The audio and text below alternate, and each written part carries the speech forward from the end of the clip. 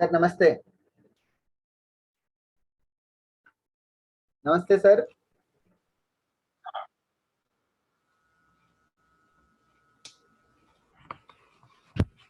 योगेन चित्तस्य पदेन वाचां मलं शरीरस्य वैद्यकेन योपाकरोत्तं प्रवरं मुनीनां पतञ्जलिं प्राञ्जलिरानतोऽस्मि।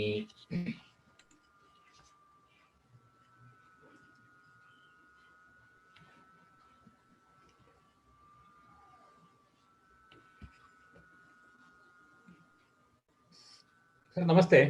सर नमस्ते। ಕೇಳಿಸ್ತಾ? ಕೇಳಿಸ್ತಾ ಇದೆ ಸರ್. ಓಕೆ. ಅಥ ಸಾಧನಪಾದಃ ಪ್ರಾರಂಭ ಮಾಡಲಾ? ತಪಸ್ವಾಧ್ಯಾಯ ಈಶ್ವರ ಪ್ರಣೀಧಾನಾನಿ ಕ್ರಿಯಾಯೋಗಃ ಸಮಾಧಿ ಭಾವನಾರ್ಥಃ ಕ್ಲೇಶತನೂಕರಣಾರ್ಥಶ್ಚ ಅವಿದ್ಯಾ ಅಸ್ಮಿತಾ ರಾಗದ್ವೇಷ ಅಭಿನಿವೇಶಾಃ ಪಂಚಕ್ಲೇಶಾಃ ಅವಿದ್ಯಾ ಕ್ಷೇತ್ರಮುತ್ತರೇಷಾಂ ಪ್ರಸಕ್ತತನು ವಿಚ್ಛಿನ್ನೋದಾರಾಣಾಂ ಅನಿತ್ಯಾ ಶುಚಿ ದುಃಖಾನಾಂ ಆತ್ಮಸು ನಿತ್ಯಶುಚಿ ಸುಖಾತ್ಮ ದುಃಖಾನಾತ್ಮಸು ನಿತ್ಯಶುಚಿ ಸುಖಾತ್ಮಾಖ್ಯಾತಿಃ ಅವಿದ್ಯಾ ದೃಗ್ದರ್ಶನಶಕ್ತ್ಯೋಃ ಏಕಾತ್ಮತಾ ಇವ ಅಸ್ಮಿತಾ ಸುಖಾನುಶಯೀ ರಾಗಃ ದುಃಖಾನುಶಯೀ ದ್ವೇಷಃ ಸ್ವರಸವಾಹಿ ವಿದುಷೋಪಿ ತಥಾ ರೂಢೋ ಅಭಿನಿವೇಶಃ ते प्रतिप्रसव हेयाः सूक्ष्माः ज्ञान हेयास्तद्वृत्तयः क्लेशमूलः कर्माशयो दृष्टादृष्टजन्मवेदनीयः सतिमूले तद्विपाको जात्यायुर्भोगाः हे ते ह्लादपरीतापफलाः पुण्यापुण्यहेतुत्वात् परिणामताप संस्कार दुःखैः गुणवृत्तिर्विरोधाश्च दुःखमेव सर्वं विवेकिनः हेयं दुःखम् अनागतं दृष्टदृश्ययोः संयोगो हेयहेतुः प्रकाशक्रियास्थितिशीलं भूतेन्द्रियात्मकं भोगापवर्गार्थं दृश्यं विशेषाविशेषलिङ्गमात्रालिङ्गानि गुणपर्वाणि द्रष्टादृशिमात्रः शुद्धोऽपि प्रत्ययानुपश्यः तदर्थ एव दृश्यस्य आत्मा कृतार्थं प्रति नष्टमपि अनिष्टं तदन्यसाधारणत्वात् स्वस्वामिशक्त्योः स्वरूपो उपलब्धिहेतुः संयोगः तस्य हेतुः अविद्या तदभावात् संयोगाभावो हानं तदृशेः कैवल्यं विवेकाख्यातिः अविप्लव हानोपायः तस्य सप्तदा प्रान्तभूमिः प्रज्ञा योगांगानुष्ठानात् अशुद्धिक्षये ज्ञानदीप्तिः अविवेकख्यातेः यमनियमासन प्राणायाम प्रत्याहार धारणा ध्यान समाधयोः अष्टावंगानि अहिंसा सत्या आस्तेय ब्रह्मचर्या अपरिग्रहा यमाः जातिदेशकाल समयान् अनवच्छिन्नाः सार्वभौमा महाव्रतं शौच संतोष तपस्वाध्याय ईश्वर प्रणीधानानि नियमाः वितर्कबाधने प्रतिपक्षभावनं वितर्का हिंसादयः कृतकारिता अनुमोदिता लोभक्रोधमोहपूर्वक मृदुमध्यादिमात्रा दुःखाज्ञान अनन्तफला इति प्रतिपक्षभावनम् अहिंसा प्रतिष्ठायां तत्सन्निधौ वैरत्यागः सत्यप्रतिष्ठायां क्रियाफलाश्रयत्वम् अस्तेय प्रतिष्ठायां सर्वरत्नोपस्थानं ब्रह्मचर्यप्रतिष्ठायां वीर्यलाभः अपरिग्रहस्थैर्ये जन्म कथंता संबोधः शौचात् स्वाङ्गजुगुप्सा परैरसंसर्गः सत्त्वशुद्धि सौमनस्मै एकाग्र इन्द्रियजया आत्मदर्शन योग्यत्वानि संतोषात् अनुत्तमः सुखलाभः कायेन्द्रिय सिद्धिः अशुद्धिक्षयात् तपसः स्वाध्यायात् इष्टदेवता संप्रयोगः समाधि सिद्धिः ईश्वर प्रणीधानात् स्थिरसुखमासनं प्रयत्नशैथिल्यानन्त समापत्तिभ्यां ततो द्वन्द्वानभिघातः प्रिया मोटर ऑफ तस्मिन् सति प्रश्वासयोर्गतिविच्छेदः प्राणायामः बाह्याभ्यन्तर स्तम्भवृत्तिर्देशकाल संख्याभिः परिदृष्टो दीर्घसूक्ष्मः बाह्याभ्यन्तर विषयाक्षेपी चतुर्थः ततक्षीयते प्रकाशावरणं धारणासु च योग्यता मनसः स्वविषया संप्रयोगे चित्तस्य स्वरूपानुकार इवेन्द्रियाणां प्रत्याहारः ततः परमा वश्यतेन्द्रियाणाम्। यस सर सूत्र संख्या 22 कृतार्थं प्रति नष्टमपि अनष्टं तत् अन्यसाधारणत्वात्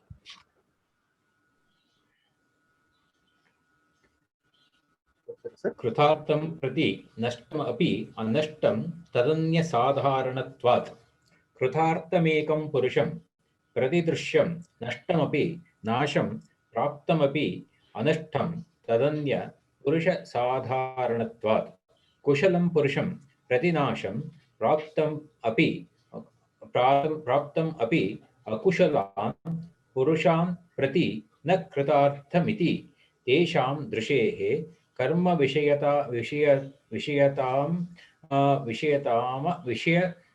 कर्म विषयताम् आपन्नं लभत एव पररूपेण आत्मरूपम् इति। अतश्च दृग्दर्शनः शक्त्योः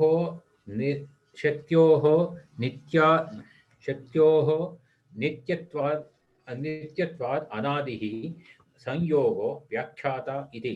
तथा च उक्तं धर्मिणाम् अनादि संयोगात् धर्ममात्राणाम् अपि अनादिः संयोग इति। ಇಲ್ಲಿ ಕೃತಾರ್ಥಂ ಪ್ರತಿ ನಷ್ಟಂ ಅಪಿ ಅನಷ್ಟಂ ತತ್ ಅನ್ಯ ಸಾಧಾರಣತ್ವಾತ್. ಈ ಹಿಂದಿನ ಸೂತ್ರದಲ್ಲಿ ಏನ್ ಹೇಳಿದ್ರು, ತದರ್ಥ ಏವ ದೃಶ್ಯಸ್ಯ ಆತ್ಮ, ದೃಶ್ಯ ಮತ್ತು ದ್ರಷ್ಟ, ಪ್ರಕೃತಿ ಮತ್ತು ಪುರುಷ. ಪ್ರಕೃತಿಯು ಪುರುಷನಿಗಾಗಿಯೇ ತನ್ನ ಪ್ರವೃತ್ತಿಯನ್ನ ಹೊಂದಿರ್ತದೆ. ಇದೆಷ್ಟು ಹಿಂದಿನ ಸೂತ್ರದ ತಾತ್ಪರ್ಯ. ಈಗ ಅಕಸ್ಮಾತ್ ಯಾವ ಕಾರಣದಿಂದ ಅಂತ ಇನ್ನು ಸ್ವಲ್ಪ ವಿಸ್ತಾರ ಮಾಡ್ತಾ ಇದ್ದಾರೆ. ಇಲ್ಲಿ ಕೃತಾರ್ಥಂ ಪ್ರತಿ ಯಾರು ಜ್ಞಾನಿಯಾಗಿರ್ತಾನೋ ಅವನಿಗೆ ನಷ್ಟಂ ಅಪಿ ಅನಷ್ಟಂ ಸ್ಯಾತ್. ಅವನಿಗೆ ಈ ಪ್ರಕೃತಿ ಬೇರೆ ಪುರುಷ ಬೇರೆ ಎಂಬಂತಹ ವಿವೇಕ ಜ್ಞಾನ ಹೊಂದಿದವನಿಗೆ ಈ ರೀತಿಯ ಅನ್ಯಥಾ ಪ್ರತಿಪತ್ತಿ ಇರುವುದಿಲ್ಲ, ಅವನಿಗೆ ಅಜ್ಞಾನ ಇರುವುದಿಲ್ಲ. ಹೇಗೆ ಬೆಳಕು ಬಂದಾಗ ಅಂಧಕಾರ ತಾನಾಗಿಯೇ ನಶಿಸಿ ಹೋಗ್ತದೋ ಅದೇ ಥರನೇ ಜ್ಞಾನಿಯಾದಂಥವನಿಗೆ ಅಜ್ಞಾನ ಇರುವುದಿಲ್ಲ. ಇಲ್ಲಿ ಆ ವಿಚಾರವನ್ನ ಹೇಳ್ತಾ ಇದ್ದಾರೆ. ಆದರೆ ಜ್ಞಾನಿಯಾದಂತಹ ವ್ಯಕ್ತಿಗೆ ಮಾತ್ರ ಅಜ್ಞಾನ ನಾಶ ಆಗ್ತದೆ, ಎಲ್ಲರಿಗೂ ನಾಶ ಆಗುವುದಿಲ್ಲ. ಈ ಎರಡು ಅಂಶವನ್ನ ಈ ಸೂತ್ರದಲ್ಲಿ ಹೇಳ್ತಾ ಇದ್ದಾರೆ. ಯಾರು ಜ್ಞಾನಿಯೋ ಅಥವಾ ಕೈವಲ್ಯವನ್ನು ಹೊಂದಿದ್ದಾನೋ ಕೇವಲಿ, ಅಂತಹ ಕೇವಲಿಗೆ ಮಾತ್ರ ಅಜ್ಞಾನ ನಾಶವಾಗ್ತದೆ ಹೊರತು ಉಳಿದಂತಹ ಅಜ್ಞಾನಿಗಳು ಮೂಢರು ಇವರಿಗೆ ಸಂಸಾರವು ಅನುವೃತ್ತಿ ಆಗ್ತಾ ಇರ್ತದೆ. ಸೊ ಈ ಎರಡು ಅಂಶವನ್ನ ಹೇಳ್ತಾ ಇದ್ದಾರೆ. ಕೃತಾರ್ಥಂ ಪ್ರತಿ ನಷ್ಟಂ. ಕೃತಾರ್ಥ ಅಂದ್ರೆ ಇಲ್ಲಿ ಕೈವಲ್ಯವನ್ನು ಹೊಂದಿದವನು, ಇವನಿಗೆ ಈ ಸಂಸಾರವು ನಾಶವಾಯಿತು ಅಂತ ಹೇಳ್ಬೋದು. ಅಂದ್ರೆ ಅವನ ಪ್ರಕಾರ ಅವನಿಗೆ ಮುಂದೆ ಈ ಸಂಸಾರದಿಂದ ಸುಖ ದುಃಖ ಮೋಹ ಈ ಯಾವ ಗುಣಗಳು ಬಾಧಿಸುವುದಿಲ್ಲ. ನಷ್ಟಮಪಿ ಅನಷ್ಟಂ ತದ್ ಅನ್ಯ ಸಾಧಾರಣತ್ವಾದ. ಆದ್ರೆ ಉಳಿದವರಿಗೆ ಅದು ನಾಶ ಆಗ್ಲಿಲ್ಲ. ಇದಕ್ಕೆ ಒಂದು ಉದಾಹರಣೆ ನಾವು ರಜ್ಜು ಸರ್ಪ ನ್ಯಾಯದಲ್ಲೇ ತಗೊಳ್ಬಹುದು. ಈಗ ಒಂದು ರಜ್ಜು ಇದೆ ಅಥವಾ ಒಂದು ಹಗ್ಗ ಇದೆ ಅಂತ ಇಟ್ಕೊಳ್ಳೋಣ. ಒಂದು ಮಂದ ಬೆಳಕಿನಲ್ಲಿ ಕತ್ತಲೆ ಆಗ್ತಾ ಇದೆ, ಮಂದ ಬೆಳಕು ಮಾತ್ರ ಕಾಣ್ತಾ ಇದೆ. ಅಲ್ಲಿ ಒಂದು ಹಗ್ಗ ಬಿದ್ದಿದೆ. ಈ ಹಗ್ಗ ಬಿದ್ದಿರೋದನ್ನ 10 ಜನರು ನೋಡ್ತಾರೆ ಅಂತ ಇಟ್ಕೊಳ್ಳಿ. 10 ಜನರಲ್ಲಿ ಒಬ್ಬನಿಗೆ ಸತ್ಯ ಗೊತ್ತಾಗಿದೆ, ಇದು ಹಗ್ಗ ಎಂಬಂತಹ ಸತ್ಯ ಗೊತ್ತಾಗಿದೆ. ಉಳಿದಂತ 9 ಜನರಿಗೆ ಅದು ಹಾವು ಎಂಬಂತಹ ಭ್ರಮೆ ಇದೆ. ಸತ್ಯ ಗೊತ್ತಾದವನಿಗೆ ಮಾತ್ರ ಆ ಹಗ್ಗದ ವಿಷಯವಾಗಿ ಭಯ ಇರೋದಿಲ್ಲ. ಉಳಿದಂತಹ 9 ಜನಕ್ಕೆ ಆ ಹಗ್ಗವು ಹಾವಾಗಿಯೇ ಕಾಣ್ತಾ ಇರ್ತದೆ, ಅದರಿಂದ ಅವರು ಭಯಭೀತರಾಗಿಯೇ ಇರ್ತಾರೆ. ಅದೇ ಥರನೇ ಯಾರು ಜ್ಞಾನಿಯಾಗಿರ್ತಾನೋ ಅವನಿಗೆ ಮಾತ್ರ ಅಜ್ಞಾನಕೃತ ದೋಷಗಳು ಉಂಟಾಗುವುದಿಲ್ಲ. ಆದರೆ ಉಳಿದಂಥವರಿಗೆ ಅಜ್ಞಾನಕೃತ ದೋಷಗಳು ಸಂಭವಿಸ್ತಾ ಇರ್ತದೆ. ಈ ಎರಡು ಪ್ರಮುಖ ಅಂಶಗಳನ್ನ ಸೂತ್ರಕಾರರು ಒಂದೇ ಸೂತ್ರದಲ್ಲಿ ತಂದಿದ್ದಾರೆ. ಕೃತಾರ್ಥಂ ಪ್ರತಿ ನಷ್ಟಮಪಿ ಅನಷ್ಟಂ ತತ್ ಅನ್ಯ ಸಾಧಾರಣತ್ವ. ಅದು ನಾಶ ಆಗಿದೆ ಅಂತ ಹೇಳಿದ್ರು ಕೂಡ ಯಾರಿಗೆ ನಾಶ ಆಗಿದೆ? ಜ್ಞಾನಿಗೆ ಮಾತ್ರ ನಾಶ ಆಗಿದೆ. ಉಳಿದಂತಹ ಮೂಢರಿಗೆ ಅದು ಮುಂದುವರಿತಾ ಇರ್ತದೆ. ಈ ಅಂಶವನ್ನ ಈ ಸೂತ್ರದಲ್ಲಿ ತಂದಿದ್ದಾರೆ. ಕೃತಾರ್ಥಂ ಏಕಂ ಪುರುಷಂ ಪ್ರತಿ ದೃಶ್ಯಂ ನಷ್ಟಮಪಿ ನಾಶಂ ಪ್ರಾಪ್ತಮಪಿ ಅನಷ್ಟಂ ತತ್ ಅನ್ಯ ಪುರುಷ ಸಾಧಾರಣತ್ವಾತ್. ಇವನಿಗೆ ಅದು ನಾಶವಾಗಿದೆ, ಜ್ಞಾನಿಗೆ ನಾಶವಾಗಿರ್ತದೆ. ಹೇಗೆ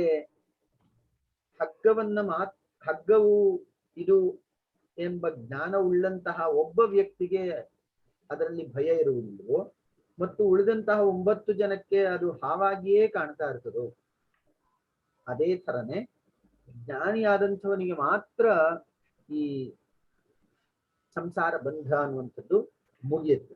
that is the final. There is no repetition of birth and death.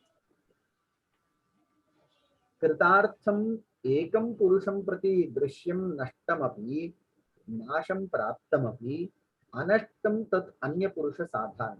ಉಳಿದವರಿಗೆ ಅದು ಮುಂದುವರಿತಾ ಇರ್ತದೆ. ಸಂಸಾರ ಉಳಿದವರಿಗೆ ಬಂದು ಅದು ಮುಂದೆ ಹೋಗ್ತಾ ಇರ್ತದೆ.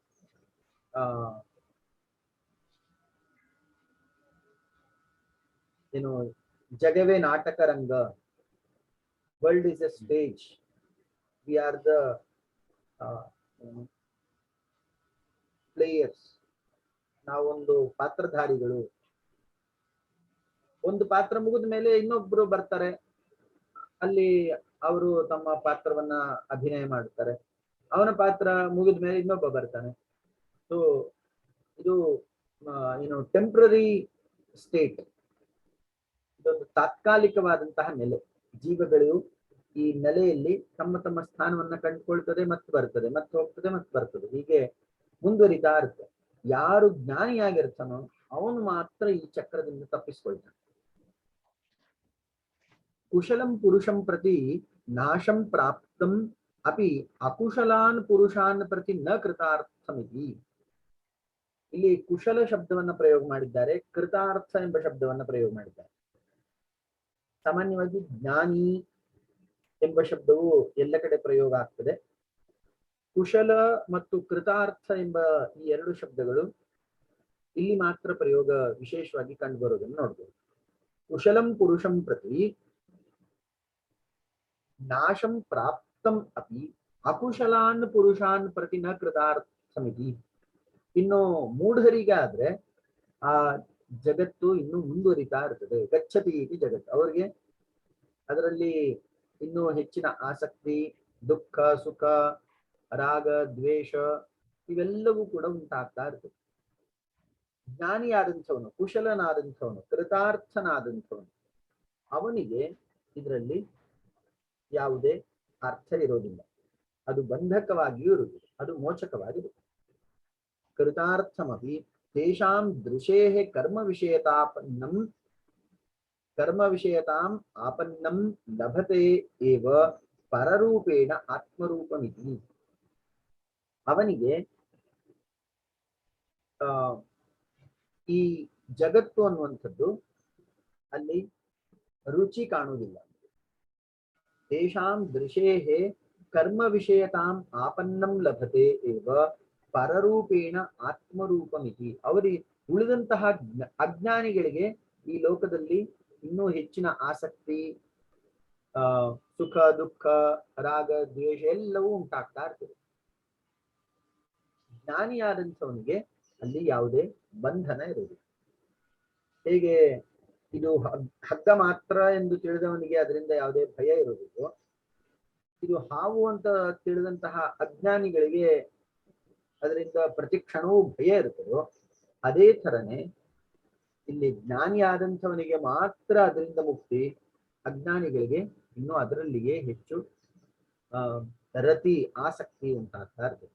ಅತಶ್ಚ ದೃಗ್ದರ್ಶನ ಶಕ್ತಿಯೋ ನಿತ್ಯತ್ವ ಅನಾದಿ ಸಂಯೋಗ ವ್ಯಾಖ್ಯಾತಃ ಇತಿ.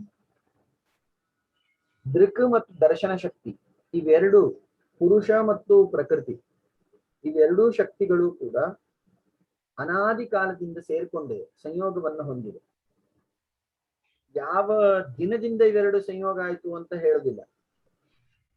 ಈ ವಿಚಾರವಾಗಿ ಸರ್ವದರ್ಶನಗಳು ಕೂಡ ಅನಾದಿ ಎಂಬಂತಹ ಒಂದೇ ಅಸ್ತ್ರವನ್ನ ಪ್ರಯೋಗ ಮಾಡುತ್ತದೆ, ಒಂದೇ ಉತ್ತರವನ್ನ ಕೊಡ್ತದೆ. ಯಾವ ಕಾಲದಿಂದ ಪುರುಷ ಮತ್ತು ಪ್ರಕೃತಿ ಸೇರಿಕೊಂಡ್ರು ಗೊತ್ತಿಲ್ಲ, ಅನಾದಿ. ಇನ್ನು ವೇದಾಂತಕ್ಕೆ ಹೋದ್ರೆ ಅಲ್ಲಿ 6 ಅನಾದಿಗಳನ್ನ ಅವ್ರು ಒಪ್ಕೊಳ್ತಾರೆ. ಜೀವ ಈಶೋ ವಿಶುದ್ಧಾಚಿತ್ ತಥಾ ಜೀವೇಶಯೋರ್ಭಿದ ಅವಿದ್ಯಾ ತಚ್ಚಿತೋರ್ ಯೋಗ ಷಟಸ್ಮಾಕಮನಾದಯ ಅಂತ ಹೇಳಿ 6 ಅನಾದಿ ವಿಚಾರಗಳನ್ನ, ಅಂಶಗಳನ್ನ ಅವರು ಅಂಗೀಕಾರ ಮಾಡ್ಕೊಳ್ತಾರೆ. ಜೀವ, ಒಂದು ಚೈತನ್ಯಕ್ಕೆ ಜೀವತ್ವ ಯಾವಾಗ ಬಂತು ಅಂದ್ರೆ ಗೊತ್ತಿಲ್ಲ. ಈಶ್ವರ, ಯಾವ ಕಾಲದಲ್ಲಿ ಅವನು ಈಶ್ವರತ್ವವನ್ನು ಪಡ್ಕೊಂಡ, ಅಥವಾ ಜಗತ್ ಸೃಷ್ಟಿ ಮಾಡಿದ ನಂತರ ತಾನೇ ಅವನಿಗೆ ಈಶ್ವರತ್ವ ಬರುವಂಥದ್ದು. ಒಬ್ಬನೇ ಇದ್ರೆ ಅವನು ರಾಜನಾಗೋದಿಲ್ಲ. ಒಬ್ಬನೇ ಒಂದು ಪ್ರದೇಶದಲ್ಲಿ ತಾನೇ ರಾಜ, ತಾನೇ ಮಂತ್ರಿ, ತಾನೇ ಪ್ರಜೆ ಅಂತ ಮಾಡ್ಲಿಕ್ಕೆ ಸಾಧ್ಯ ಇಲ್ಲ. ಜನರು ಎಲ್ರೂ ಇದ್ದಾಗ ಆಗ ಅವನಿಗೆ ಆ ರಾಜತ್ವ ಬರ್ತದೆ. ಅದೇ ಥರನೇ ಇಲ್ಲಿ ಇವನು ಕೂಡ ಈಶ್ವರನು ಯಾವಾಗ ಆದ ಉತ್ತರ ಇಲ್ಲ. ಜೀವ ಈಶೋ ವಿಶುದ್ಧಾಚಿತ್, ಇನ್ನು ಜೀವ ಮತ್ತು ಈಶ್ವರಕ್ಕಿಂತ ಭಿನ್ನವಾದಂತಹ ಶುದ್ಧ ಚೈತನ್ಯ ಯಾವ ಸಂದರ್ಭದಲ್ಲಿ ಉಂಟಾಯ್ತು, ಅದರಿಂದ ಹೇಗೆ ಸೃಷ್ಟಿಯಾಯ್ತು ಗೊತ್ತಿಲ್ಲ. ತಥಾ ಜೀವೇಶಯೋರ್ಭಿದ, ಜೀವ ಮತ್ತು ಈಶ್ವರ ಇವರಿಬ್ರು ಯಾವಾಗ ಭೇದವನ್ನ ಪಡ್ಕೊಂಡ್ರು ಅದು ಗೊತ್ತಿಲ್ಲ. ಅವಿದ್ಯೆಯ ಸ್ವರೂಪ ಏನು ಅಥವಾ ಅದರ ಮೂಲ ತಳಹದಿ ಏನು ಅಂದ್ರೆ ಆ ವಿಚಾರಕ್ಕೂ ಮೌನವೇ ಉತ್ತರ. ಹಾಗೆಯೇ ಚಿತ್ ಮತ್ತು ಅಚಿತ್, ಪುರುಷ ಮತ್ತು ಪ್ರಕೃತಿ, ಜೀವ ಮತ್ತು ಮಾಯೆ, ಇವರು ಯಾವ ಕಾಲದಲ್ಲಿ ಸೇರಿಕೊಂಡ್ರು, ಸಂಯೋಗವನ್ನು ಹೊಂದಿದ್ರು, ಈ ಪ್ರಶ್ನೆಗೂ ಮೌನವೇ ಉತ್ತರ. ಹೀಗೆ 6 ಅಂಶಗಳ ಬಗ್ಗೆ ಅದ್ವೈತಿಗಳು ಅನಾದಿತ್ವವನ್ನು ಹೇಳ್ತಾರೆ. ಜೀವ ಈಶೋ ವಿಶುದ್ಧಾಚಿತ್ ತಥಾ ಜೀವೇಶಯೋರ್ಭಿದ ಅವಿದ್ಯಾ ತಚ್ಚಿತೋರ್ ಯೋಗ ಷಟ್ ಅಸ್ಮಾಕಂ ಅನಾದಯ ಎಂಬುದಾಗಿ 6 ಅನಾದಿತ್ವ ವಿಚಾರಗಳನ್ನು ಅವರು ಅಂಗೀಕಾರ ಮಾಡಿಕೊಳ್ತಾರೆ. ಇಲ್ಲೂ ಕೂಡ ಸಂಯೋಗ ಅನಾದಿ ಸಂಯೋಗ ವ್ಯಾಖ್ಯಾತ. ಪ್ರಕೃತಿ ಪುರುಷರ ಸಂಯೋಗದ ಕಾಲ ಯಾವುದು ಅಂತ ಕೇಳಿದ್ರೆ ಅನಾದಿ ಅಂತ ಹೇಳಿರ್ತಾರೆ. ತಥಾಚ ಉಕ್ತಂ ಧರ್ಮಿಣಾಂ ಅನಾದಿ ಸಂಯೋಗಾತ್ ಧರ್ಮ ಮಾತ್ರಾಣಾಂ ಅಪಿ ಅನಾದಿ ಸಂಯೋಗ.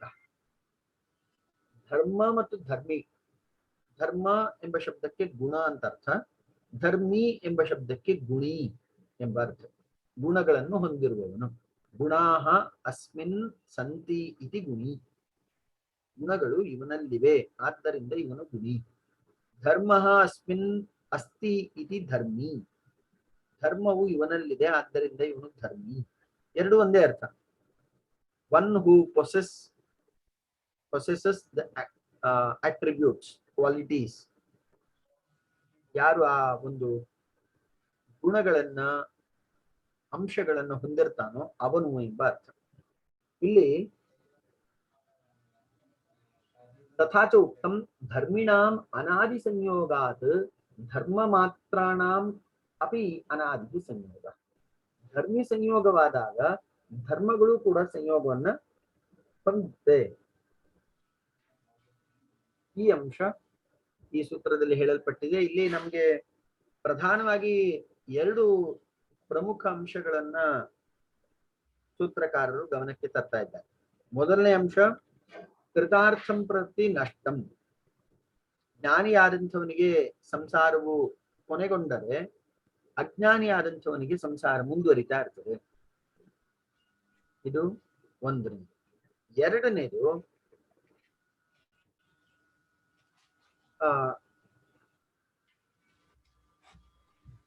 ತತ್ ಅನ್ಯ ಸಾಧಾರಣತ್ವ. ಜ್ಞಾನಿಯಾದಂಥವನಿಗೆ ಇದು ಕೊನೆಯ ಒಂದು ಜನನ ಅಂತ ಹೇಳಿದ್ರೆ, ಅಜ್ಞಾನಿಯಾದಂಥವನಿಗೆ ಇದು ಮತ್ತೊಂದು ಪಯಣಕ್ಕೆ ಮೂಲ ಅಂತಾನೆ ಹೇಳ್ಬಹುದು. ಹೀಗೆ ಇಬ್ಬರಿಗೂ ಕೂಡ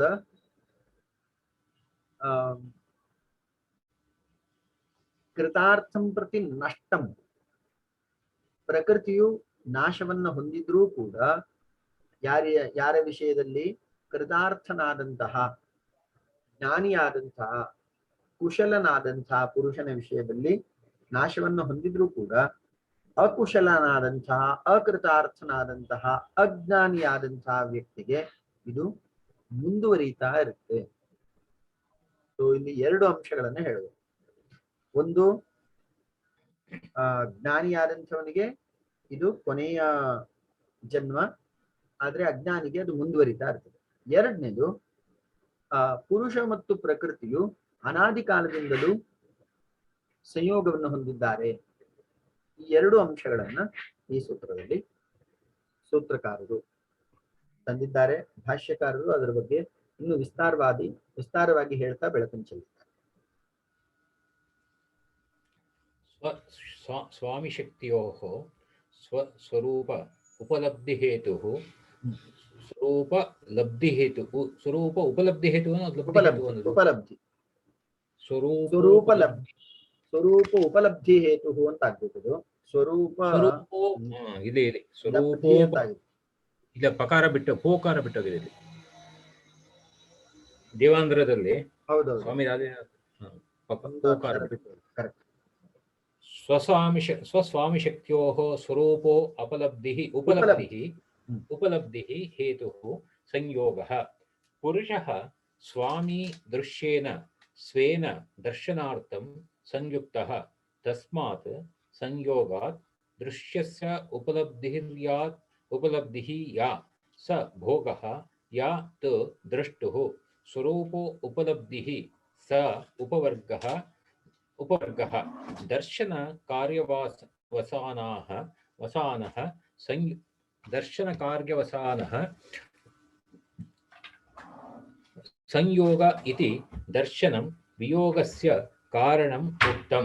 ದರ್ಶನಂ ಅದರ್ಶನಸ್ಯ ದ್ವಂದ್ವೀತಿ ಇತಿ ದರ್ಶನಂ ಸಂಯೋಗ ನಿಮಿತ್ತಂ ಉಕ್ತಂ. ನ ಅತ್ರ ದರ್ಶನಂ ಮೋಕ್ಷ ಕಾರಣಂ ಅದರ್ಶನಾಭಾವಾತ್ ಏವ ಬಂಧ ಅಭಾವಃ ಸ ಮೋಕ್ಷ ಇತಿ. ದರ್ಶನಸ್ಯ ಭಾವೆ ಬಂಧಕಾರಣಸ್ಯಾತ್ ದರ್ಶನಸ್ಯ ನಾಶ ಇತಿ ಇತ್ಯತೋ ಇತಿ ಅತಃ ದರ್ಶನಜ್ಞಾನಂ ಕೈವಲ್ಯ ಕಾರಣಂ ಉಕ್ತಂ. ಕಿಂ ಚ ಇದಂ ಅದರ್ಶನಂ ನಾಮ ಕಿಂ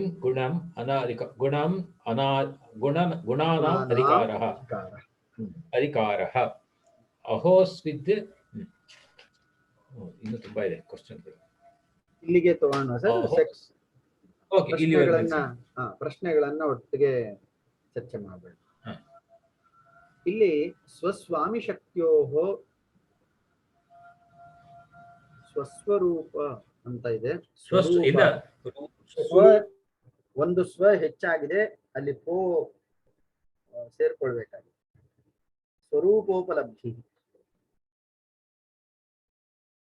ಸ್ವರೂಪೋಪಲಬ್ಧಿ ಹೇತು ಸಂಯೋಗ.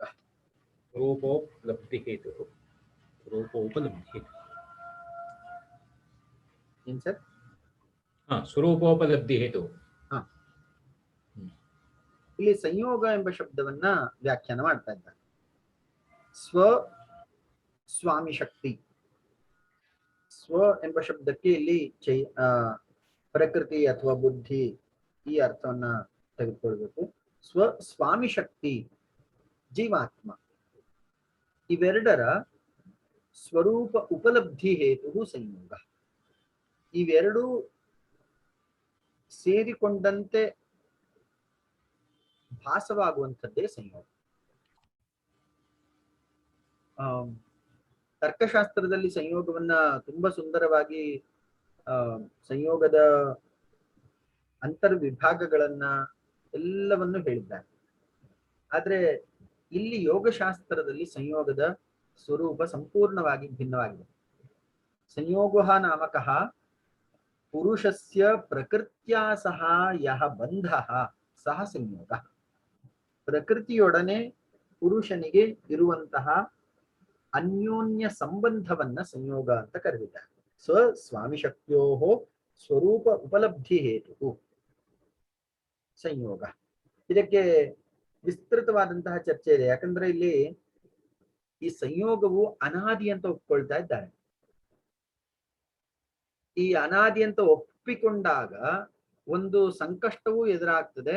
ಅದಕ್ಕೆ ಉಚಿತವಾಗಿ ಸಮಾಧಾನವನ್ನು ಹೇಳ್ತಾರೆ. ಯಶ್ಚ ಅನಾದಿ ಸಹ ಅನಂತ. ಯಾವುದು ಅನಾದಿ ಅಂತ ಒಪ್ಕೊಳ್ತೀವೋ ಅದು ಅನಂತ ಅಂತಾನು ಒಪ್ಕೊಳ್ಬೇಕು. ಯಶ್ಚ ಸಾದಿಹಿ ಸಹ ಸಾಂತ. ಇದು ನೈಯಾಯಿಕರ ಒಂದು ನಿಯಮ. ಆದಿ ಸಹಿತವಾದದ್ದು ಅಂತ್ಯ ಸಹಿತವಾಗಿರುತ್ತದೆ, ಅನಾದಿಯಾದದ್ದು ಅನಂತವಾಗಿರುತ್ತದೆ. ಈ ಒಂದು ನಿಯಮ ಇದು. ಆದ್ರೆ ಈ ನಿಯಮಕ್ಕೆ ಇಲ್ಲಿ ನಾವು ಅಪವಾದವನ್ನ ಕಾಣ್ತೇವೆ. ಸಂಸಾರ ಸಾದಿಹಿ ಸರಿ ಅನಾದಿಹಿ ಸಾಂತಹ ಸಂಸಾರ. ಸಂಸಾರಕ್ಕೆ ಆದಿ ಇಲ್ಲ, ಆದ್ರೆ ಅಂತ್ಯ ಅನ್ನುವಂಥದ್ದಿದೆ. ಎಲ್ಲಿಗೆ ಅಂತ್ಯವಾಗ್ತದೆ? ಪುರುಷ ಪ್ರಕೃತಿಯ ವಿವೇಕವನ್ನ ಪಡೆದು ಕೈವಲ್ಯವನ್ನ ಹೊಂದಿದಾಗ ಸಂಸಾರವು ಅಂತ್ಯವಾಗ್ತದೆ. ಅನಾದಿಹಿ ಸಾಂತಹ ಸಂಸಾರ. ಈ ನಿಯಮವನ್ನ ಇಲ್ಲಿ ನಾವು ಅನ್ವಯ ಮಾಡ್ಕೊಳ್ಬೇಕು. ಪುರುಷ ಸ್ವಾಮಿ ದೃಶ್ಯೇನ ಸ್ವೇನ ದರ್ಶನಾರ್ಥಂ ಸಂಯುಕ್ತ. ಇಲ್ಲಿ ಸ್ವಾಮಿ ಶಬ್ದ ಪ್ರಯೋಗ ಇದೆ. ಜೀವಾತ್ಮ ದೃಶ್ಯೇನ ಸಹ ಅಂದ್ರೆ ಪ್ರಕೃತಿಯೊಂದಿಗೆ, ಪ್ರಧಾನದೊಂದಿಗೆ, ಸ್ವೇನ ದರ್ಶನಾರ್ಥಂ ಸಂಯುಕ್ತ. ತನ್ನ ಉಪಭೋಗಕ್ಕೋಸ್ಕರ ಪುರುಷ ಪ್ರಕೃತಿಯನ್ನ ಆಶ್ರಯಿಸಿದ್ದಾನೆ. ತಸ್ಮಾತ್ ಸಂಯೋಗಾತ್ ದೃಶ್ಯಸ್ಯ ಉಪಲಬ್ಧಿ ಯಾ ಸಹ ಭೋಗ. ಇನ್ನು ದೃಶ್ಯದ ಉಪಲಬ್ಧಿ ಪ್ರಕೃತಿಯಿಂದ ಅಥವಾ ಬುದ್ಧಿಯ ಪ್ರಯೋಗದಿಂದ ಪುರುಷನಿಗೆ ಯಾವೆಲ್ಲ ಅಂಶಗಳು ತಿಳಿಯುತ್ತೋ ಅದನ್ನ ಉಪಭೋಗ ಎಂಬುದಾಗಿ ಕರೀತಾ ಇದ್ದಾರೆ. ತಸ್ಮಾತ್ ಸಂಯೋಗಾತ್ ದೃಶ್ಯಸ್ಯ ಉಪಲಬ್ಧಿ ಯಾ ಸಹ ಭೋಗ. ಅವನು ಒಳ್ಳೆಯ ಅಂಶಗಳನ್ನ ಮತ್ತು ಕೆಟ್ಟ ಅಂಶಗಳನ್ನ ಎರಡನ್ನು ಗ್ರಹಿಸ್ತಾ ಇರ್ತಾನೆ ಪುರುಷನಾದಂತ ಪ್ರಕೃತಿಯ ಮೂಲಕ. ಯಾತು ದ್ರಷ್ಟು ಸ್ವರೂಪ ಉಪಲಬ್ಧಿ ಸಹ ಅಪವರ್ಗ. ಇನ್ನು ಪುರುಷನ ಸ್ವಸ್ವರೂಪ ಜ್ಞಾನ ಉಂಟಾದಾಗ ಅದು ಮೋಕ್ಷ ಅಂತ ಹೇಳಲ್ಪಡುತ್ತೆ. ಇಲ್ಲಿ ಗಮನಿಸಬೇಕಾದಂತಹ ಅಂಶ, ಪುರುಷನು ಪ್ರಕೃತಿಯ ಮೂಲಕ ಬಾಹ್ಯ ವಿಷಯಗಳನ್ನ ತಿಳಿದುಕೊಂಡರೆ ಅದು ಭೋಗ ಅಂತ ಕರೆಸ್ಕೊಳ್ಬಿಡ್ತದೆ. ಪುರುಷನು ಸ್ವಸ್ವರೂಪ ಜ್ಞಾನವನ್ನು ಹೊಂದಿದಾಗ ಅಂತಹ ಜ್ಞಾನವು ಅಪವರ್ಗ ಅಂತ ಕರೆಸ್ಕೊಳ್ಪಡ್ತದೆ. ಭೋಗಾಪವರ್ಗಾರ್ಥಂ ದೃಶ್ಯಂ ಹಿಂದಿನ ಸೂತ್ರ. ಭೋಗ ಮತ್ತು ಅಪವರ್ಗಕ್ಕಾಗಿಯೇ ಈ ದೃಶ್ಯವು ಪ್ರವೃತ್ತವಾಗಿದೆ. ಈ ಹಿನ್ನೆಲೆಯಲ್ಲಿ ನಾವು ಭೋಗಕ್ಕೆ ಯಾವುದು ಕಾರಣ? ಪುರುಷನು ಪ್ರಕೃತಿಯೊಂದಿಗೆ ಸೇರುವಂಥದ್ದೇ ಕಾರಣ. ಅಪವರ್ಗಕ್ಕೆ ಅಥವಾ ಮೋಕ್ಷಕ್ಕೆ, ಕೈವಲ್ಯಕ್ಕೆ ಯಾವುದು ಕಾರಣ ಅಂದ್ರೆ ಪುರುಷನು ತನ್ನನ್ನೇ ತಾನು ಅರಿತುಕೊಳ್ಳುವುದು. ಇದು ಅಪವರ್ಗಕ್ಕೆ ಕಾರಣ. ಹೀಗೆ ಎರಡು ವಿಭಿನ್ನವಾದಂತಹ ವಿಚಾರಗಳನ್ನ ಒಂದೇ ಸೂತ್ರದಲ್ಲಿ ಪ್ರಸ್ತಾಪನೆ ಮಾಡ್ತಾ ಇದ್ದಾರೆ. ಯಾತು ದ್ರಷ್ಟು ಸ್ವರೂಪೋಪಲಬ್ಧಿ ಸಹ ಅಪವರ್ಗ. ದರ್ಶನಕಾದ್ಯ ಅವಸಾನಃ ಸಂಯೋಗಃ ಇತಿ ದರ್ಶನಂ ವಿಯೋಗಸ್ಯ ಕಾರಣಮುಕ್ತಂ. ಇನ್ನು ವಿಯೋಗ ಯಾವಾಗ, ಪುರುಷ ಮತ್ತು ಪ್ರಕೃತಿ ಇವರಿಬ್ಬರಿಗೂ ವಿಮುಖತೆ ಯಾವಾಗ ಉಂಟಾಗ್ತದೆ ಅಂತ ಕೇಳಿದ್ರೆ, ಪುರುಷನು ಸ್ವಸ್ವರೂಪ ಜ್ಞಾನವನ್ನು ಪಡಕೊಂಡಾಗ ವಿಮುಖತೆ ಉಂಟಾಗ್ತದೆ. ದರ್ಶನ ಕಾರ್ಯ ಅವಸಾನ ಸಂಯೋಗ, ಎಲ್ಲಿ ಸಮ್ಯಕ್ ದರ್ಶನ ಉಂಟಾಗುತ್ತೋ, ಪುರುಷನು ಸ್ವ ಜ್ಞಾನವನ್ನ ಪಡ್ಕೊಳ್ತಾನೋ ಅಂತಹ ಸಂದರ್ಭದಲ್ಲಿ ದರ್ಶನ ಕಾರ್ಯ ಅವಸಾನ ಸಂಯೋಗ ಇತಿ ದರ್ಶನಂ ವಿಯೋಗಸ್ಯ ಕಾರಣ ಮುಕ್ತಂ. ಅಂತಹ ದರ್ಶನವೇ ಪುರುಷ ಮತ್ತು ಪ್ರಕೃತಿ ಇವರಿಬ್ಬರ ವಿಯೋಗಕ್ಕೆ ಪ್ರಧಾನ ಕಾರಣ. ದರ್ಶನಂ ಅದರ್ಶನಸ್ಯ ಪ್ರತಿದ್ವಂದ್ವಿ ಇತಿ ಅದರ್ಶನಂ ಸಂಯೋಗ ನಿಮಿತ್ತ ಮುಕ್ತಂ. ಹಾಗಾದ್ರೆ ಇವರಿಬ್ಬರ ಸಂಯೋಗ, ಪುರುಷ ಪ್ರಕೃತಿಯರ ಸಂಯೋಗ ಯಾಕಾಯ್ತು ಅಂತ ಕೇಳಿದ್ರೆ, ಅಲ್ಲಿ ಸಮ್ಯಕ್ ದರ್ಶನಾಭಾವ ಸಂಯೋಗ ಕಾರಣಂ. ಸಮ್ಯಕ್ ದರ್ಶನ ಇಲ್ಲದೆ ಇರೋ ಕಾರಣಕ್ಕಾಗಿ ಪುರುಷ ಮತ್ತು ಪ್ರಕೃತಿಯರು ಇಬ್ರು ಸೇರ್ಕೊಳ್ತಾರೆ. ಆದ್ರೆ ಇವರ ಸೇರ್ಕೊಳ್ಳುವಿಕೆ ಯಾವಾಗ ಅಂತ ಕೇಳಿದ್ರೆ ಅದನ್ನ ನಾವು ಅನಾದಿ ಅಂತ ಮಾತ್ರ ಹೇಳ್ತೇವೆ. ಹೀಗೆ ನ ಅತ್ರ ದರ್ಶನಂ ಮೋಕ್ಷ ಕಾರಣಂ ದರ್ಶನಾಭಾವಾದೇವ ಬಂಧಾಭಾವ ಸಹ ಮೋಕ್ಷ ಇತಿ. ದರ್ಶನ ಅಭಾವಾದೇವ ಬಂಧಾಭಾವ. ಈಗ ಎರಡು ರೀತಿಯ ಪ್ರಾಪ್ತಿಯನ್ನ ಹೇಳ್ತಾ ಇದ್ದಾರೆ. ಒಂದು ಅಪ್ರಾಪ್ತಸ್ಯ ಪ್ರಾಪ್ತಿ, ಮತ್ತೊಂದು ಪ್ರಾಪ್ತಸ್ಯ ಭ್ರಮ ನಿವೃತ್ತಿ. ಈಗ ನಮಗೆ ಯಾವುದೋ ಒಂದು ಪದಾರ್ಥ, ಉದಾಹರಣೆಗೆ ನಮ್ಮ ಪರ್ಸ್ ಅಂತ ಇಟ್ಕೊಳ್ಳೋಣ. ಈ ಪರ್ಸ್ ನಮ್ಮ ಕೈಯಲ್ಲೇ ಅಥವಾ ನಮ್ಮ ಜೇಬಿನಲ್ಲಿದ್ದಂತಹ ಪರ್ಸ್ ಅನ್ನ ನಾವು ಯಾವುದೋ ಕಾರಣಕ್ಕಾಗಿ ನಮ್ಮ ಬ್ಯಾಗ್ನಲ್ಲಿ ಇಟ್ಕೊಂಡಿರ್ತೇವೆ ಅಂತ ಅಂದ್ಕೊಳ್ಳೋಣ. ಆಗ ಮರೆತಂತಹ ಸಂದರ್ಭದಲ್ಲಿ ನಾವು ಎಲ್ಲ ಕಡೆ ಹುಡುಕ್ತೇವೆ, ಆದ್ರೂ ಎಲ್ಲೂ ಸಿಗುವುದಿಲ್ಲ. ಕೊನೆಗೆ ನಮಗೆ ನಮ್ಮದೇ ಬ್ಯಾಗ್ ನಲ್ಲಿ ನಮ್ಮ ಪರ್ಸ್ ಇರುವಂತದ್ದು ಕಂಡು ಬರ್ತದೆ. ಆಗ ನಾವೇನ್ ಹೇಳ್ತೇವೆ, ಸಿಕ್ತು ಅಂತ ಹೇಳ್ತೇವೆ, ಪ್ರಾಪ್ತಂ. ಪ್ರಾಪ್ತಿ ದ್ವಿವಿಧ. ಅಪ್ರಾಪ್ತಸ್ಯ ಪ್ರಾಪ್ತಿ, ಸಿಕ್ಕದೇ ಇರುವಂತಹ ವಸ್ತು ನಮಗೆ ಸಿಕ್ಕಿತು, ಹೊಸದಾಗಿ ಸಿಕ್ಕಿತು, ಇದು ಒಂದು ವಿಧಾನ. ಈಗ ಉದಾಹರಣೆಗೆ ನಾವು ಪರಿಶ್ರಮದಿಂದ ಯಾವುದೋ ಒಂದು ಅಂಶವನ್ನ ಪಡ್ಕೊಳ್ತೇವೆ ಅಂತ ಇಟ್ಕೊಳ್ಳೋಣ. ಈಗ ಒಬ್ಬ ಹುಡುಗ ಅವನು ಚೆನ್ನಾಗಿ ಕ್ರೀಡೆಯಲ್ಲಿ ಭಾಗವಹಿಸಿ ಪದಕವನ್ನ ಪಡ್ಕೊಂಡ. ಆ ಪದಕ ಪಡ್ಕೊಳ್ಳುವಂತಹ ಸಂದರ್ಭದಲ್ಲಿ ಅವನಿಗೆ ಮೊದಲು ಅದು ಪ್ರಾಪ್ಯವಾಗಿರ್ಲಿಲ್ಲ, ತನ್ನ ಪರಿಶ್ರಮದ ಫಲವಾಗಿ ಅದು ಲಭಿಸಿತು. ಇಂತಹ ಸಂದರ್ಭದಲ್ಲಿ ಪ್ರಾಪ್ತಿ ಅಂತ ಹೇಳಿ ಒಂದು ಪ್ರಯೋಗ, ಅಪ್ರಾಪ್ತಸ್ಯ ಪ್ರಾಪ್ತಿ. ಎರಡನೇದು ಪ್ರಾಪ್ತಸ್ಯ ಭ್ರಮ ನಿವೃತ್ತಿ. ತನ್ನಲ್ಲೇ ಇದ್ದಂತಹ ವಸ್ತು, ಆದ್ರೆ ಅದರ ಬಗ್ಗೆ ಜ್ಞಾನ ಮೊದಲು ಇರಲಿಲ್ಲ, ಈಗ ಜ್ಞಾನ ಬಂದಿದೆ, ಆಗ್ಲೂ ಕೂಡ ನಾವು ಪ್ರಾಪ್ತಿ ಆಯ್ತು ಅಂತ ಹೇಳಿಯೇ ಕರಿತೇವೆ. ಹೇಗೆ ಪರ್ಸಿನ ವಿಷಯದಲ್ಲಿ ಅದು ತನ್ನಲ್ಲಿಯೇ ಇದ್ರೂ ಕೂಡ ತನಗೆ ಅದರ ಪರಿಚಯ ಉಂಟಾದಾಗ, ಅದರ ಜ್ಞಾನ ಉಂಟಾದಾಗ ಲಭಿಸಿತು ಎಂಬಂತಹ ಪ್ರಯೋಗವನ್ನು ಮಾಡ್ತೇನೋ, ಅದೇ ತರನೇ ಪ್ರಾಪ್ತಸ್ಯ ಭ್ರಮ ನಿವೃತ್ತಿ, ತನ್ನಲ್ಲಿಯೇ ಇರುವಂತಹ ಈ ಜ್ಞಾನದ ವಿಷಯಕವಾಗಿ ಇದ್ದಂತಹ ಭ್ರಮೆಯನ್ನ, ಅಜ್ಞಾನವನ್ನ ನಿವಾರಿಸಿಕೊಳ್ಳುವಂಥದ್ದು ಎರಡನೇ. ಸೊ ಇಲ್ಲಿ ನ ಅತ್ರ ದರ್ಶನಂ ಮೋಕ್ಷ ಕಾರಣಂ ಅದರ್ಶನ ಅಭಾವಾದೇವ ಬಂಧಾಭಾವ ಸಹ ಮೋಕ್ಷ.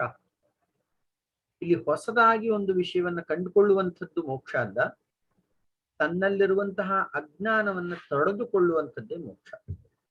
ಇದಕ್ಕೆ ಅದ್ವೈತ ಶಾಸ್ತ್ರದಲ್ಲಿ ಒಂದು ಸುಂದರ ಉದಾಹರಣೆಯನ್ನ ಕೊಡ್ತಾರೆ. ಈಗ ನೀರಿನ ಮೇಲೆ ಪಾಚಿ ಕಟ್ಟಿಕೊಂಡಿದೆ, ಆ ಪಾಚಿಯನ್ನ ಸರಿಸಿದಾಗ ಒಳಗಿರುವಂತಹ ಶುದ್ಧ ನಿರ್ಮಲ ಜಲ ನಮಗೆ ಲಭ್ಯವಾಗ್ತದೆ. ಪಾಚಿಯನ್ನ ಸರಿಸುವಂತಹ ಪ್ರಕ್ರಿಯೆಯಲ್ಲಿ ನಿರ್ಮಲ ಜಲ ಹುಟ್ಟಲಿಲ್ಲ, ಅಲ್ಲೇ ಇದ್ದಂತಹ ನಿರ್ಮಲ ಜಲ ನಮಗೆ ಪ್ರಾಪ್ತವಾಯಿತು. ಅದೇ ತರನೇ ಆತ್ಮಜ್ಞಾನವೂ ಕೂಡ ಉತ್ಪಾದ್ಯವಲ್ಲ, ಅದು ಭ್ರಮ ನಿವೃತ್ತಿಯ ಮೂಲಕ ಪೂರ್ವಪ್ರಾಪ್ತವಾದಂತಹ ವಿಷಯವೇ ಆಗಿರುತ್ತದೆ. ದರ್ಶನಸ್ಯ ಭಾವೇ ಬಂಧಕಾರಣಸ್ಯ ಅದರ್ಶನಸ್ಯ ನಾಶಃ ಇತ್ಯತಃ ದರ್ಶನ ಜ್ಞಾನಂ ಕೈವಲ್ಯ ಕಾರಣಂ ಉಕ್ತಂ. ಇನ್ನು ದರ್ಶನಸ್ಯ ಭಾವೇ ಬಂಧಕಾರಣಸ್ಯ ಅದರ್ಶನಸ್ಯ ನಾಶಃ. ದರ್ಶನದ ಸದ್ಭಾವ, ದರ್ಶನ ಅಂದ್ರೆ ವಿವೇಕ ಖ್ಯಾತಿ, ಸತ್ ಅಸತ್ ಭಿನ್ನಂ ಇತಿ ಯಜ್ಞಾನಂ. ಯಾವುದು ಸರಿ, ಯಾವುದು ತಪ್ಪು, ಯಾವುದು ಜಡ, ಯಾವುದು ಚೇತನ, ಯಾವುದು ಸ್ಥಿರ, ಯಾವುದು ಚಂಚಲ, ಈ ಎಲ್ಲ ವಿಷಯಗಳ ಬಗ್ಗೆ ಸ್ಪಷ್ಟ ಜ್ಞಾನ ಹೊಂದಿದಾಗ ಪುರುಷ ಚೈತನ್ಯ, ಪ್ರಕೃತಿ ಜಡ ಎಂಬಂತಹ ಬೌದ್ಧಿಕ ವಿಷಯ ಜ್ಞಾನ ಅಲ್ಲ, ಬದಲಾಗಿ ಆನುಭವಿಕ ಜ್ಞಾನ ಉಂಟಾದಾಗ ಅಂತಹ ಅನುಭವಿಕ ಜ್ಞಾನದ ಫಲವಾಗಿ ಅಜ್ಞಾನ ನಾಶವಾಗ್ತದೆ. ಆದ್ದರಿಂದ ಇಲ್ಲಿ ನಾವು ಏನಂತ ಹೇಳ್ತಾ ಇದ್ದೇವೆ, ದರ್ಶನಸ್ಯ ಭಾವೇ ಬಂಧ ಕಾರಣಸ್ಯ ಅದರ್ಶನಸ್ಯ ನಾಶ ಇತ್ಯತಃ ದರ್ಶನ ಜ್ಞಾನಂ ಕೈವಲ್ಯ ಕಾರಣಂ ಉಕ್ತಂ. ಆದ್ದರಿಂದಲೇ ಹೇಗೆ ಬೆಳಕಿನ ಉಪಸ್ಥಿತಿ ಇದ್ದಾಗ ಕತ್ತಲೆ ತಾನಾಗಿಯೇ ಹೋಗಿ ಹೋಗ್ತದೋ, ಅದೇ ತರನೇ ಬ್ರಹ್ಮಜ್ಞಾನದ ಉಪಸ್ಥಿತಿಯಿಂದ ಮಾತ್ರದಿಂದಲೇ ವ್ಯಕ್ತಿಗೆ ಅಜ್ಞಾನವು ನಾಶವಾಗಿ ನಿತಾಂತ ಸುಖ ಲಬ್ಧಿ ಆಗ್ತದೆ. ಆದ್ದರಿಂದ ದರ್ಶನವನ್ನು ಕೂಡ ಸಮ್ಯಕ್ ದರ್ಶನವನ್ನೇ ಮೋಕ್ಷ ಕಾರಣಂ ಎಂಬುದಾಗಿ ಹೇಳಿದ್ದಾರೆ. ಇಲ್ಲಿ ಜ್ಞಾನಾದೇವತು ಕೈವಲ್ಯಂ ಎಂಬಂತಹ ಅದ್ವೈತಿಗಳ ಮಾತು, ಆ ಮಾತನ್ನ ಆಂಶಿಕವಾಗಿ ನಾವು ಸಾಂಖ್ಯ ಯೋಗ ದರ್ಶನಗಳಲ್ಲೂ ಕೂಡ ನೋಡಬಹುದು. ಅವರು ಏನಂತ ಹೇಳ್ತಾರೆ, ಅದ್ವೈತಿಗಳು ಜ್ಞಾನಾತ್ ಆತ್ಮಜ್ಞಾನಾತ್ ಮೋಕ್ಷ ಸಿದ್ಧ್ಯತಿ. ಒಬ್ಬ ವ್ಯಕ್ತಿಯ ಆತ್ಮಜ್ಞಾನ ಉಂಟಾದಲ್ಲಿ ಅವನಿಗೆ ಮೋಕ್ಷವು ಲಭಿಸುತ್ತದೆ. ಹೇಗೆ ಲಭಿಸ್ತದೆ? ಅಜ್ಞಾನ ನಿವೃತ್ತಿಯ ಮೂಲಕ ಅವನಿಗೆ ಮೋಕ್ಷ ಲಭಿಸ್ತದೆ ಅಷ್ಟೇ. ಇದನ್ನ ವಿಭಿನ್ನ ಮುಖಗಳಲ್ಲಿ ಚರ್ಚೆ ಮಾಡಲಿಕ್ಕೆ ಸಾಧ್ಯ ಇದೆ. ಅಜ್ಞಾನ ನಿವೃತ್ತಿ ಪ್ರಾಪ್ತಿ ಹೇತು. ಅಜ್ಞಾನವು ತನ್ನಲ್ಲಿ ನಾಶವಾದ್ರೆ ಒಳಗಿರುವಂತಹ ಚೈತನ್ಯದ ಪ್ರಭೆಯು ಎಲ್ಲ ಕಡೆ ಪಸರಿಸ್ತಾರೆ. ಈ ಹಿನ್ನೆಲೆಯಲ್ಲಿ ಇಲ್ಲಿ ಹೇಳ್ತಾ ಇದ್ದಾರೆ, ದರ್ಶನಸ್ಯ ಭಾವೇ ಬಂಧಕಾರಣಸ್ಯ ಅದರ್ಶನಸ್ಯ ನಾಶಃ ಇತ್ಯತಃ ದರ್ಶನ ಜ್ಞಾನಂ ಕೈವಲ್ಯ ಕಾರಣಂ ಉಕ್ತಂ. ಹೀಗೆ ಇಲ್ಲಿ ದರ್ಶನದ ವಿಚಾರವಾಗಿ ಮತಗಳನ್ನ ಉಪಸ್ಥಾಪನೆ ಮಾಡ್ತಾ ಇದ್ದಾರೆ. ಸರ್, ಈಗ ಮುಂದಿನ ಭಾಗದಲ್ಲಿ ಒಟ್ಟು 8 ಅಂಶಗಳಿದೆ. ನಾವು ಈ ಅಂಶವನ್ನು ನಾಳೆ ತಗೋಣ ಸರ್. ಇವತ್ತೊಂದು ಸ್ವಲ್ಪ